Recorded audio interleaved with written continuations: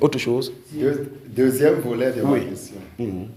Et j'aborde ce volet parce que nous sommes au milieu des conducteurs, vu le niveau spirituel de chacun de nous. Une enquête a été publiée par une chaîne anglaise concernant le prophète T.B. Joshua. Si tu cites la chaîne. CNN. Pour être équitable, c'est comme ça qu'on fait. Si tu cites... BBC. C'est pas BBC, c'est une grande entreprise. CNN. Non. BBC. BBC Afrique. BBC Afrique. Très bien, il faut être clair. Et dans cette enquête-là, il est rapporté plusieurs éléments concernant le prophète Joshua, que moi je crois être un véritable prophète. Pour l'avoir vu au ciel après une expérience spirituelle. Et pendant que tu dis comme ça, quelqu'un d'autre va dire qu'il est vu comme ça, c'était un démon. Donc, c'est sur les expériences, chacun doit sa part. Continuons seulement la question. Et avant l'expérience spirituelle que j'ai eue concernant le prophète, je n'ai jamais eu du plaisir, même à observer sa chaîne de télévision, même 10 minutes, honnêtement. Ce qui fait que l'expérience que j'ai eue, ça m'a surpris. Ça m'a surpris. Et dans cette expérience spirituelle, il m'a montré un groupe de femmes vêtues de façon très vertueuse. Il m'a dit, voilà tes soeurs. Il m'a dit, si tu vois des femmes habillées sur la terre comme celle-là, voilà tes soeurs. Quand lui-même était là-bas, il ne me montrait pas comme ça. Oh, lui-même étant dans son ministère. Il ne veut pas lui faire du mal à quelqu'un, parce qu'il avait le ministère de l'amour, d'accord? L'amour manifesté de Christ. Continuons. La question donc que je pose, à comparer son ministère à la parole de Dieu, frère Junior, il y a un grand décalage. Quel est le décalage? Donne-nous, on va parler.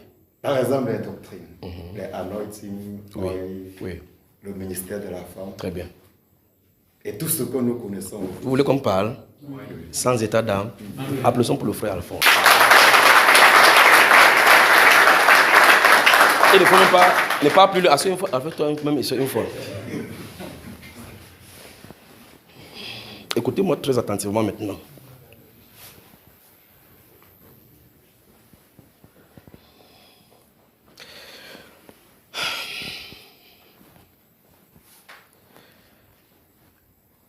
En parlant de... Comme tu as commencé par ça, parce que tu poses la question que je voulais parler de T.B. Joshua, tu parles sans parler de cette enquête-ci. C'est parce que tu as parlé de l'enquête, je vais commencer justement par là. Écoute-moi bien, frère Alphonse. Je suis serviteur de Dieu. Tu es chrétien.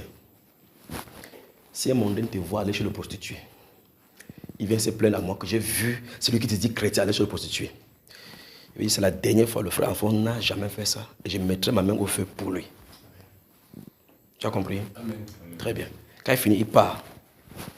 Je viens et te dis, frère Alphonse, quelles que soient les faiblesses qui t'ont amené là-bas, mettons-nous à genoux, prions. Amen. Tu as compris? C'est la manière de l'Église de se comporter. L'Église ne se comporte pas, ne s'associe pas avec l'infidèle pour tuer son frère. Amen. Même si c'est vrai. La maturité nous enseignerait ça. Quand vous lisez le livre de Nombres, chapitre 23, la Bible déclare que Dieu avait des problèmes avec Israël. Il dit que ça faisait 10 fois qu'ils m'ont déjà tenté. Ils m'ont vu, toutes mes actions, ils m'ont tenté. Je vais les détruire. Dieu a dit ça, frère. Que tous ceux qui ont vu ma gloire, ils vont tourner au désert ici pendant 40 ans. C'est pas ce qu'il a dit. Amen. Quand Balaam et Balak sont venus pour les maudire, qu'est-ce que Dieu a dit? Bon, quand Dieu dit que je ne vois pas d'iniquité en Israël, il y avait l'iniquité. Dieu veut dire les linges sales se lavent en famille. C'est la première base là-bas. Ça veut dire que même si ce qu'on lui accuse était vrai, la Bible déclare que qui es-tu pour juger le serviteur d'autrui? Si Tom, son maître, est capable de le tenir debout. Bon, quel est l'intérêt d'un mondain de venir exposer ce qu'un chrétien doit faire? Bon, depuis que tu es là, tu as vu, ils ont mal parlé contre les homosexuels. Vous savez pourquoi on a fait tomber sa chaîne? Pourquoi on a enlevé sa chaîne quand lui était vivant? Parce qu'il a délivré les homosexuels. C'est à cause du fait que quelqu'un a témoigné qu'il était homosexuel, quelqu'un qui était transgenre, il a délivré la personne, il est venu témoigner que j'étais LGBT. Dieu m'a délivré. À cause de ça, on a supprimé sa chaîne. Pourtant, quelques mois plus tard, on lui avait donné l'award de 500 000 vues, c'est 500 millions de personnes qu'on a vues. On venait lui décerner. Vous avez suivi, frère? Le monde aimerait, c'est l'une des raisons pour laquelle les gens devaient dire, vous êtes ici, il y a des informaticiens, vous êtes telle chose. Mettez-vous à l'œuvre pour créer quelque chose qu'on va être indépendant d'eux. Créer une plateforme où on peut utiliser pour prêcher le message de Dieu sans les dépendre d'eux. Parce que moi, ils vont fermer. Vous comprenez cela? Quand ce réveil va commencer, on va prendre maintenant les homosexuels. Vous ne connaissez pas ce qui est là-bas, frère? Ce qui est sur mes genoux, les choses qu'il demande à Dieu, ce sont les choses qu'on n'a pas encore demandées sur la terre. Ce sont les choses impossibles que je lui demande. Pour que les êtres humains de la terre-ci, qu'ils voient. C'est-à-dire que quand ça va commencer à se manifester, les plus grands homosexuels qui se vantent à la télévision, c'est eux ma cible. On parle de livres, on filme, on monte. Maintenant, tu mets ça sur le YouTube, ils vont couper YouTube. Donc, pensez à créer des plateformes chrétiennes qui sont indépendantes d'eux. Vous comprenez, frère? Alors, donc, sur la base, c'est ceci. Sur la base du fait que c'est BBC ou n'importe quelle télévision mondaine qui dit sur un serviteur de Dieu, sur un chrétien, même pas seulement un serviteur de Dieu, même si c'est un chrétien, il dit même si c'est toi. C'est pour ça que je ne prends jamais la plainte de quelqu'un qu'on a affaire ou quoi que ce soit, parce que les êtres humains sont assujettis aux faiblesses. Et Dieu sait combien de pression que nous réunissons sur nous par nos comportements dans le monde spirituel. Et quelqu'un par une faiblesse, à cause de ça, tu commences à lui dire que non, il est du diable, il est du diable.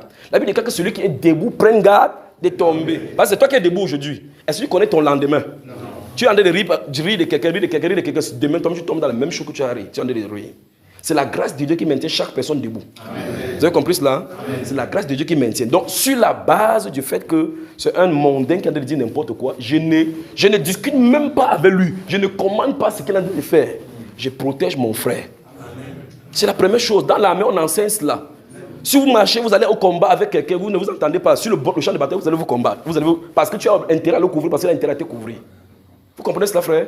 Si maintenant quelqu'un dit, ok, si la balle sort par là-bas, il veut laisser ça te touche. Tu connais la direction du balle que ça va sortir. Vous êtes obligé de vous tenir les côtes. La discipline du groupe. Ce n'est que la seule chrétien que les gens commencent à prendre. Tu entends? Il y a des gens, et c'est pour ça que vous pouvez comprendre qu'il y a les chrétiens matures, des gens qui sont entre des fous, ainsi de suite. Vous pouvez discerner ça. La maturité chrétienne nous enseigne que l'amour couvre une multitude des péchés. On n'a pas dit que l'amour couvre une multitude d'amour. Plus tu pêches devant le Seigneur, plus je t'encadre avec l'amour pour que ces péchés-là n'aient plus de pouvoir sur toi. Amen. Et je t'entraîne devant le Seigneur pour te gagner en Christ. Amen. C'est la voie des chrétiens là-bas. La voie des chrétiens n'est pas de commenter les péchés de quelqu'un. La voie des chrétiens, c'est de prier pour la personne afin que la personne puisse sortir. Parce que quand quelqu'un commet le péché, vous dites que il a commis le péché. Remarquez la femme qu'on a pris en flagrant délit d'adultère. Devant le Seigneur, elle pleurait. Parce qu'elle était désolée de faire cela. Mais le fait était fait. On l'a pris en flagrant délit. Nous sommes d'accord. Mais les pécheurs accusaient cette personne devant le Seigneur, exactement comme on a fait pour le type Joshua. Mais pour cette femme, on dit clairement qu'elle avait commis. Jusque-là, elle a commis. Jésus l'a condamnée. Point quelqu'un dit, fais attention. Nos lèvres doivent dispenser des grâces et non des iniquités. D'accord? Oui. Nos lèvres doivent dispenser des grâces et non des iniquités. Et ça, vous devez enseigner aux gens. Si quelqu'un voit son frère commettre un péché qui est moins tard à la mort, qui passe sur YouTube et qui publie. Vous attendez que BBC l'a pris pour Tibi Joshua. Grave encore, ils font ça quand il n'est pas là. Et même s'il avait été là, il ne répondrait pas. Parce qu'en fin de compte, l'apôtre Paul a dit à 1 Corinthiens chapitre 6 qu'il me porte peu d'être jugé par un tribunal. Amen. Je m'en fous de vous. Ce qu'il veut dire. Si Paul était sur la terre, c'est la même chose qu'il dirait.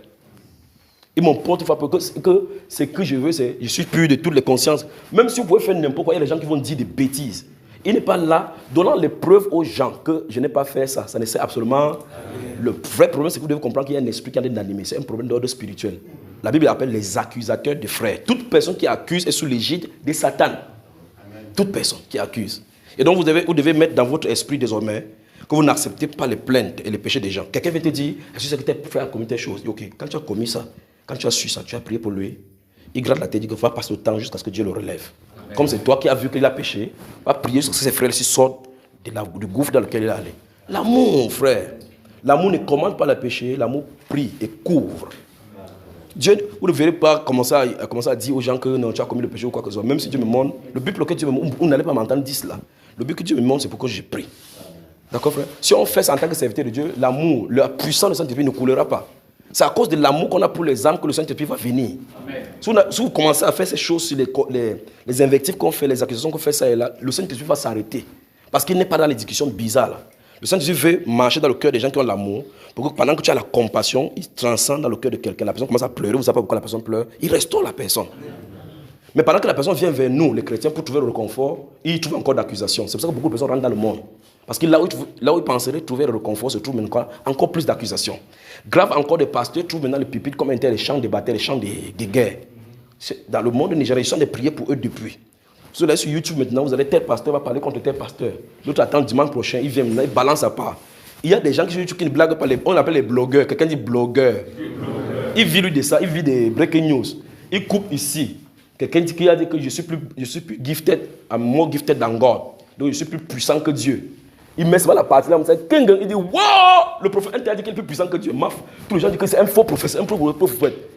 Le nombre de vues intéresse le blogueur. Après YouTube lui envoie 500 €, il dit regarde, le salaire de l'iniquité. La Bible est claire. Tu manges, personne ne te voit, non? Tu vas rendre compte. Vous pouvez fuir devant la justice, faire ça devant le clavier, dire n'importe quoi. C'est l'une des raisons pour lesquelles j'avais dit au frère Iba de ne jamais bloquer aucune vidéo des commentaires. Laissez les gens s'exprimer. Il est faux, laissez qu'ils disent comme ça. Ne me défendez pas. Il a fait comme ça là, laissez tranquille entre les mains de la personne qui a appelé. D'accord? Maintenant, voici l'une des grandes choses, vous, en tant que serviteur de Dieu, vous devez retenir.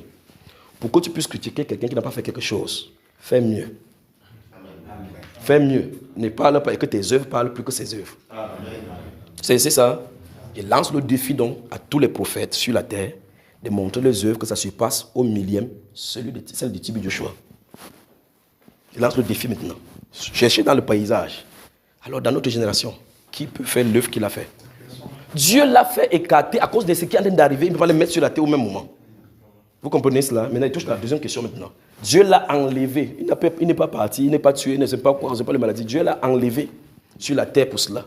C'est le moment de partir, il savait qu'il partirait. Alors Dieu l'a enlevé sur la terre pour qu'il fasse place parce que c'était embodied en lui, c'était englobé en lui. Il faut que Dieu multiplie les gens pour que le ministère sorte. D'accord? Alors pendant que ça en est de sortir maintenant, Dieu en est de déployer maintenant des choses à faire. Dieu ne peut pas quitter d'une gloire supérieure à une gloire qui est inférieure. Ce n'est pas sa façon d'agir. Ça doit aller croissant. Donc vous tuez un Jésus. Quand il sort, tout Jérusalem est rempli de plusieurs Jésus. Si les graines de blé qui tombent en terre ne meurent, demeurent seuls. Mais si elles meurent, elles portent beaucoup de fruits. Donc, s'il savait que tu es en Jésus, ça va donner les pierres, Paul, ainsi de suite, jusqu'à nous ici. Il laissait Jésus qui reste sur la terre, là, on ne te veut pas. Reste là. Parce que le Saint-Esprit qui a lui était encadré dans sa chair, était emprisonné dans sa chair. Il vous est avantageux qu'on mette sur cette chaise, que je puisse être là, qu'il puisse me multiplier chez vous pour fonctionner en vous. Vous comprenez cela? Il vous est avantageux que je m'en aille, car si je ne m'en vais pas, le consolateur ne viendra pas. Parce qu'il se trouve tout ici. C'est ce que Jésus disait. Dans son corps là, se trouvait tout le Saint-Esprit. Tout le Saint-Esprit se trouvait en lui. Tout le Père demeurait en lui. Et donc il faut qu'il se dispatche pour qu'on puisse faire ses œuvres, pour que ça puisse... Il faut qu'il quitte la terre. Il faut que la chair s'y meure. Vous comprenez cela? Donc pour eux, quand ils tuaient Jésus, c'était la victoire pour eux. Ils ne savaient pas que c'était pour leur défaite. La mort de Jésus, la plus grande des erreurs que Satan ait commis, c'est de faire tuer Jésus. Parce que c'était sa défaite qu'il consommait. Vous comprenez, frère? En résumé, pour critiquer quelqu'un, le frère, s'il ne fait pas bien, fais mieux. Et laisse tes œuvres parler. Et tu n'auras pas sujet à te glorifier vis-à-vis de lui. Mais tu vas te comparer maintenant avec Dieu pour voir maintenant si en réalité tu as le droit de te glorifier de quoi que ce soit. Et finalement, tu arrives au niveau où tu vas comprendre que c'est la grâce de Dieu. Amen. C'est la grâce de Dieu. D'accord, frère?